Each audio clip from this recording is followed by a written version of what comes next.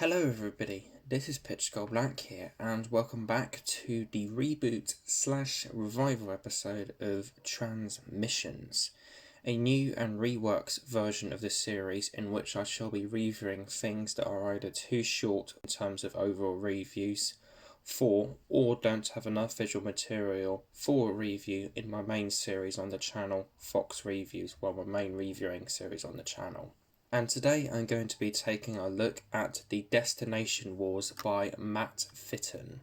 Recently I have been getting into the wonderful world of Big Finish and have been poking and prodding at their vast realms of audio dramas, exploring different ranges and releases I have not gotten before, and also ones that I bought a while ago in tried and failed attempts to get into Big Finish.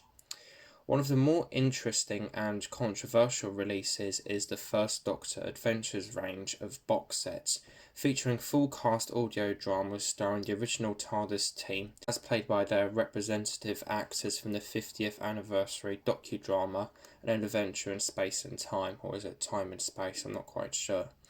David Bradley as the Doctor, Claudia Grant as Susan Foreman, Gemma Powell as Barbara Wright, and Jamie Glover as Ian Chesterton. The reaction to this box set and range in general has been divided with regards to its actual existence, and one side of this cracked landscape of a reaction made me even sicker of this community of Doctor Who fans in massive bunny ears that I am forever cursed with being in, as I'm a fan of the show. Many people have judged this release far too quickly and haven't even given the sets a fair chance because of how caught up in their initial hyper-reactive reaction they are. Whether it be from the ones that are saying Big Finish are trying to disrespect the First Doctor era, mainly from people that are too busy comparing things to the original counterparts to give it a fair chance. I, on the other hand, was optimistic about this box set, as I had a good strong feeling that Big Finish was utilising this concept to pay tribute to the era that they are set in, and to give fans the opportunity to experience a First Doctor story from them in full cast fashion.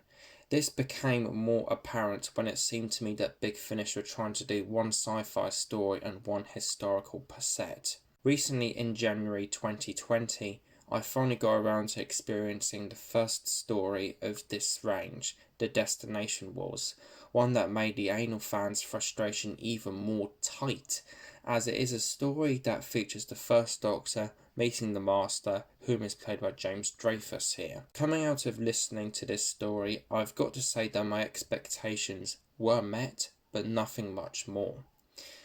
The story is overall one that is very safe and by the books for 1960s Doctor Who.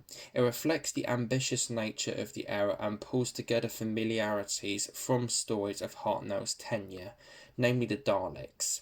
In a ways, I could see how some people could compare this to the Third Doctor story Planet of the Daleks. In a sense, there is a trash compactor story of many familiar elements and even tropes of that era that is homaging. However, I don't mind this, as it does help to add to the believability of it being a story that fits into the realms of 1960s Doctor Who with all of these nice callbacks. There was a nice moment in part 1, I think, which is a homage to a character moment between Susan and Ping Cho in the second instalment of Marco Polo, with an even bigger reference to this television story coming later on in the fourth part, with Ian finding clothes that they got from Peking in the TARDIS. And even the end to the third part and a majority of the fourth gave me strong vibes of the novel The Witch Hunters published by the BBC in the late 90s. One of the best callbacks to the era in this story I feel is the ending, which is actually a cliffhanger to the second story in this box set, The Great White Hurricane, which is what prominently happened in not only the First Doctor era, but to the Second Doctor era to an extent, with the bridging likes of the Daleks and the Edge of Destruction, all the Dominators and the Mind Robber. With regards to the main central plot of the audio, it is pretty basic. The TARDIS crew land on this planet simply known as Destination, and the Master is toying with things behind the scenes. Yeah, there's a few more elements to it, but the main central storyline can be summed up like that. Overall, this story can very much be described as a possibility testing ground for 2 hours by Big Finish due to how simplistic it can be, which in turn answers 3 questions that the company is posing with it. 1. Will a Doctor Who full cast audio drama with these actors work? 2. Can the above be answered as a tribute to 1960s Doctor Who? 3. Can 1960s Doctor Who stories with the first 2 Doctors featuring the Master as the villain work? The Destination Wars is something that answers those questions and shows that they/it can work, but it is still a story with very little meat on the bone.